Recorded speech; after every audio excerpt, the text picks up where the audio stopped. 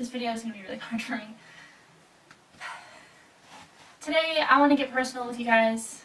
I want to tell you my fitness journey and where I started and where I am now, and the whole process of how I got to where I am today. There's some things that I'm not proud of in my journey to where I am. There's some things that I am proud of. There's some things that are pretty sensitive still to me. So if I kind of skim over some things and you ask about them, I might not answer depending on how sensitive that is to me, because my journey is still new. These things that have happened are still pretty recent in my life. So today I just want to do an unedited, uncut version of my story. I hope I don't cry, because some sensitive things are about to be put out there to the world. So keep watching if you want to hear my journey and my story.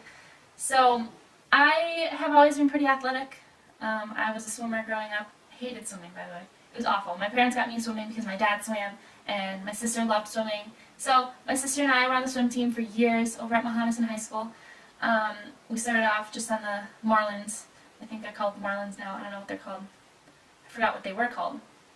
But, yeah, anyway, we were on the swim team. I really didn't like swimming that much. I did every now and then, but I was good at it, but I just, it wasn't my thing. So one summer, one of my friends that I swam with was doing dive practice. She was at dive practice, and I was like, wow, I want to do that. That looks like so much fun. And so I tried it out. Never went back to swimming ever again. I mean, I did swim a little bit in high school because I was still pretty fast. But that was, I think, in 7th grade I started diving. I started swimming a few years before that. I don't exactly know when. But I was picking up diving pretty fast. I was pretty good at it. Loved my coach, loved my teammates. It was fun. I dove in high school on the varsity team.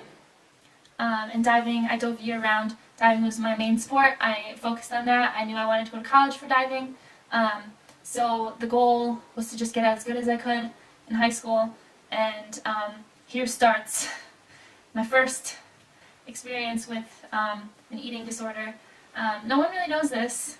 I haven't really told people much about it, or anybody. So, I mean, it's not really completely an eating disorder, but in high school I would restrict my calories so much, especially in like 10th and 11th grade, because I'd always see other divers who were super thin, and I at the time didn't think I was really that thin. Looking back, I was very small. I think into 10th grade I was probably 115, 120 pounds at 5 foot 5 inches, so that's pretty small. And so I would not eat breakfast, I would not eat lunch, I wouldn't eat until about 3 o'clock in the afternoon right before practice, or about 2, and I wouldn't eat that much. I would be at practice, and I would be struggling to get through practices because I was really hungry. And then diving, I mean, like, it didn't really affect my diving that much, but I think if I fed myself enough and I focused on nutrition more when I was younger, I think I could have achieved more as a diver. But I can't change the past now. Everything happens for a reason. So there was that. In high school, I always felt like I had to compete with my teammates who were skinnier than I was, and growing up I always had very muscular legs, and I always just felt like I was fat. And there started my body insecurities. There started my confidence was not that high. And I'm getting a little teary right now. Sorry. We're not even at the part that I thought I was going to cry at. I'm just... Alright, this is going to be rough. Okay. So, in 10th grade, I made it to states for diving, which was awesome. I think I got cut that year, though. Didn't make it to finals at states.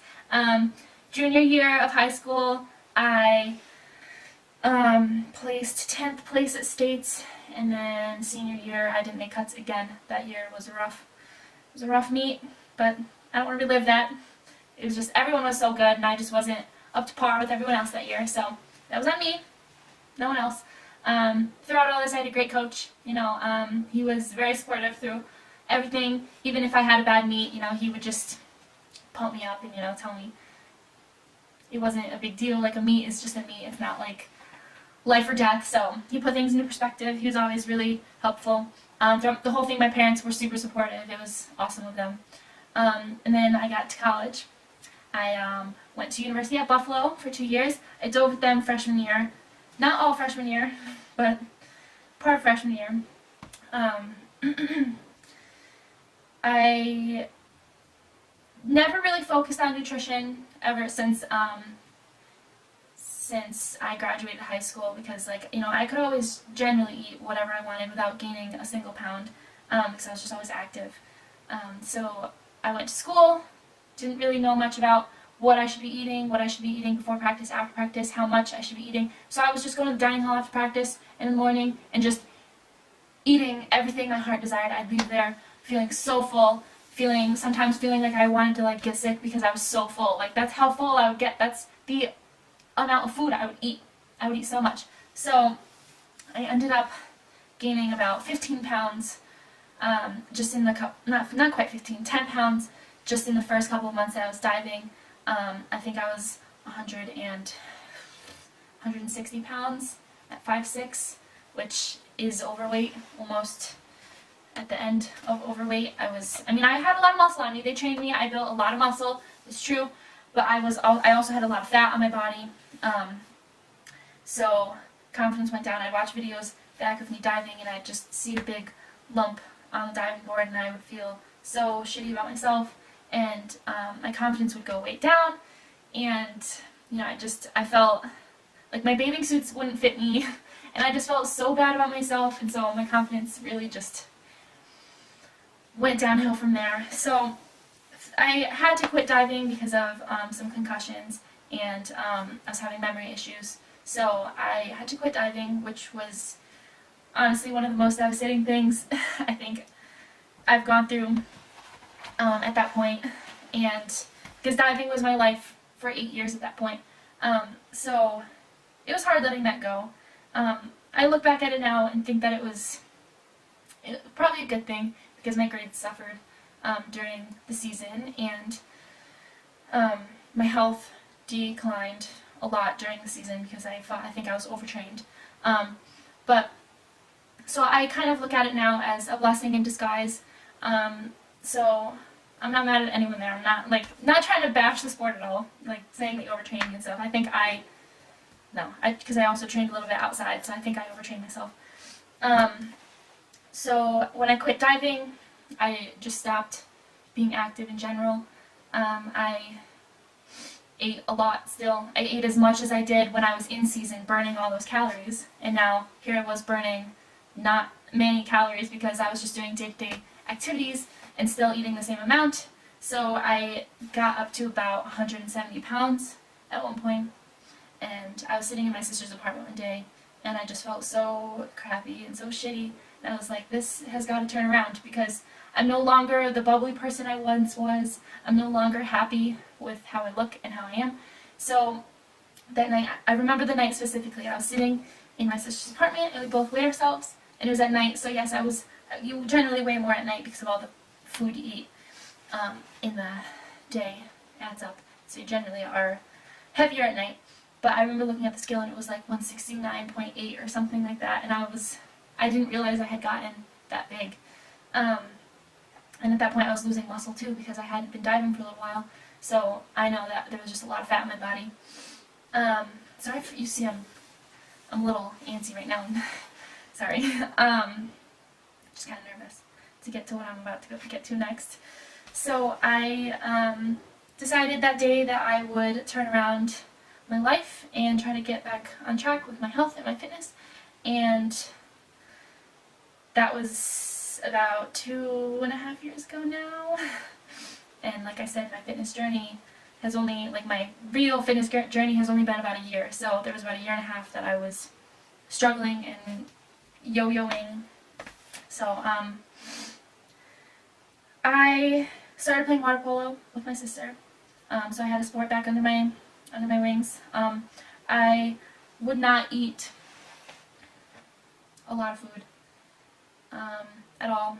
I restricted myself to about 1,200 calories, and my BMR, my basal metabolic rate, is about 1,600 calories, and so I wasn't even eating enough calories to fuel my body just if I was laying in bed all day doing nothing but breathing.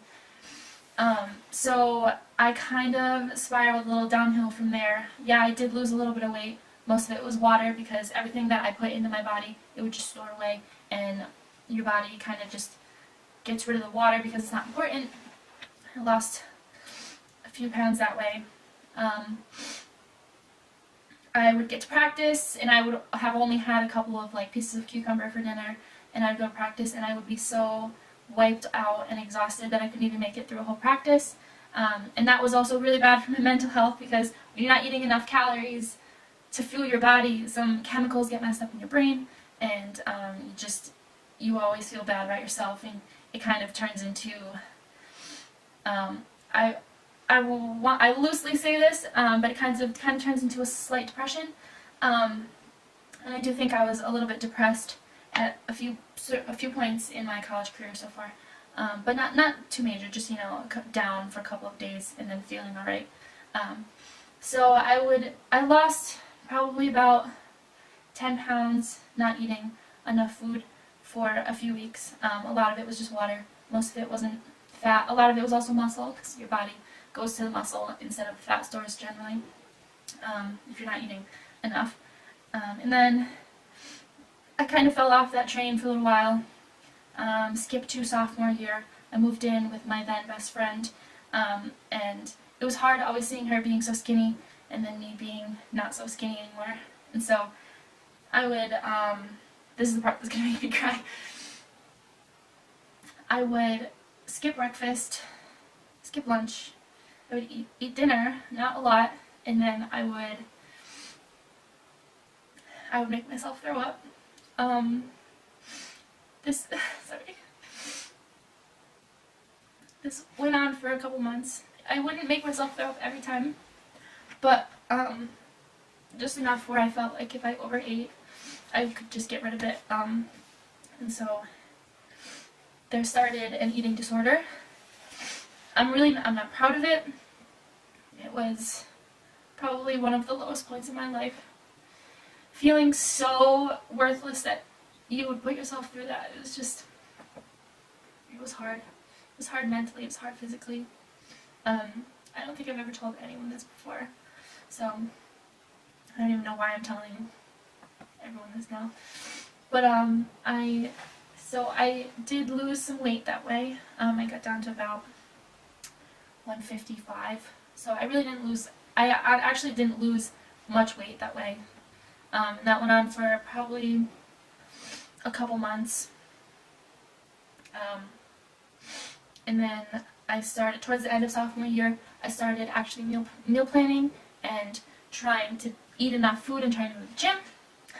And that's where everything turned around, because the summer after sophomore year, I actually did start getting into fitness, and I started going to the gym, and I started eating healthier, and that's when my actual fitness journey started, because ever since I've been into eating healthier and going to the gym, and I truly believe that I am in a much better state mentally and physically than I was when I was not eating and making myself get sick.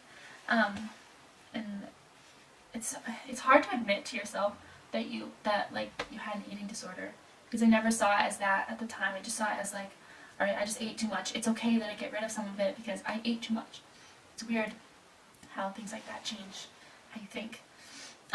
So the real start of my fitness journey started, actually it started probably about a year ago from today, in January, because I remember going to the gym in my complex in the snow. So it was either January or February that I really started hitting the gym and meal planning, and I would actually eat enough to fuel my body, and I would eat enough to fuel my gym workouts. I basically just did meal prepping, chicken and broccoli and vegetables and some rice and stuff like that, and that's what I would eat for lunch and dinner and breakfast. I didn't really eat breakfast because I don't eat that early, I just can't. So I would start going to the gym, I do a lot of cardio, I slowly got into strength training, and then I followed some people on YouTube to learn more about fitness and fitness journeys and how to go on a fitness journey myself. So fitness journeys always have their highs and lows. You know, my main goal when I started was to lose weight. I haven't really lost that much weight in over a year. Like this past year, I really haven't lost that much weight, but I've gained a lot of muscle, and you can tell that I've lost some fat. I think I was around like 36 or 37% body fat at the beginning of my journey, and now I'm under 30. I'm not going to tell you exactly how much because I'm still not at my goal, but I'm under 30. What do I want to say next? I do believe that training with heavy weights really does increase metabolism and increases hormones that burn fat. So, and also the more muscle you build, the more fat you'll burn. So that was my main goal, main goal now, in the beginning of my fitness journey, was to lose weight. But now that I've learned some things, my new goal is to my new goal is to gain muscle. Sorry, I'm blanking. This is hard. Uncut. So that's that. I will tell you now that I am just under 145 pounds, so I've lost about 26 pounds since I started my fitness journey 2.5 years ago, so that's good. I've gained a lot of muscle along the way. I've gained some insight on a lot of things. I have learned a lot of things. I have gained a lot of confidence along the way. Confidence that I've never had. It's still new to me. It's still strange. But I honestly can't be happier with where I am right now in my life and where I am on my fitness journey. And I'm excited to see where it takes me, and I'm excited to see how far I can go. Hopefully, I don't know about hopefully, but maybe one day if I can get lean enough, we do competition. But you know, I have a long ways for that. I don't know if I have the willpower to do that kind of cut that like figure models do and bikini models do. Like I don't think I have that kind of discipline because they don't eat a lot, and I just don't know how they do it. When I don't eat, I become so mean and I get so hangry, and you don't want to be around me when I don't have food in me because you'll want to hit me. So that's the video today. If you have any questions, leave them below. I'll answer some things if it's not too personal.